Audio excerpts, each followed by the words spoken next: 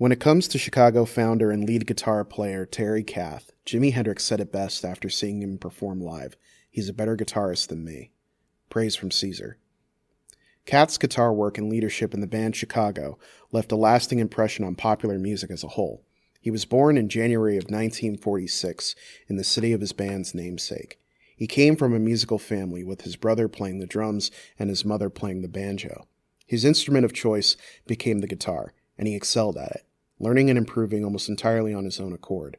Throughout the 60s, he bounced around several bands, with each one expanding his technique of the instrument.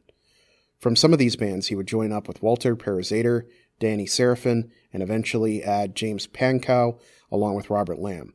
The missing piece, a bass player, took the form of Peter Cetera. Their original name was The Big Thing, but after scoring a contract with Columbia, became the Chicago Transit Authority. After legal action from the real Chicago Transit Authority, it was eventually renamed to simply Chicago. From here, the world would be exposed to the incredible work of Kath. In addition to playing rhythm and lead guitar, he would also sing. This would give the band its signature sound from all fronts. He played a number of guitars throughout his tenure with the band, including Telecasters, Stratocasters, SGs, and Les Pauls. He loved experimenting with effects on electronics in his equipment, eventually working with the company Pig Nose Amps, covering one of his guitars in the company's stickers. He viewed the guitar as customizable as a car. If you could overdrive it, bend it, rewire it, or do anything to change its sound, he would do it. Across 10 albums with Chicago, Kath impressed, inspired, and wowed guitar players across the world.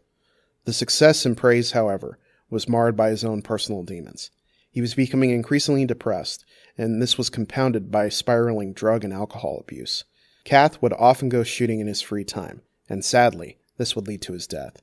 While hanging out with band tech Don Johnson at his home, he was playing with a handgun. Terry, thinking the chamber of the gun was empty, put the gun to his head and fired. On the 23rd of January 1978, Kath accidentally ended his own life. The tragedy left Kath's wife a widow, along with his daughter, who was barely a year old at the time.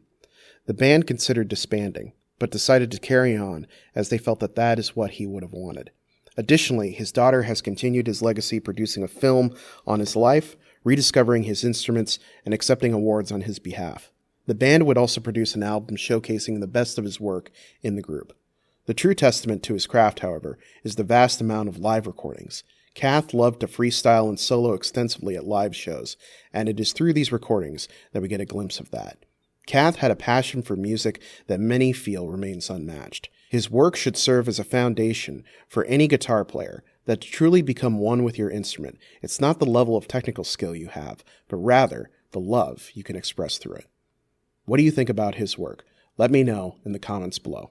The content on this channel is made possible from viewers like you. Help the channel grow by supporting me on Ko-fi, which you can find a link to below. You can also help by liking, commenting, sharing, and subscribing. Thank you again for watching, and I will see you guys next time.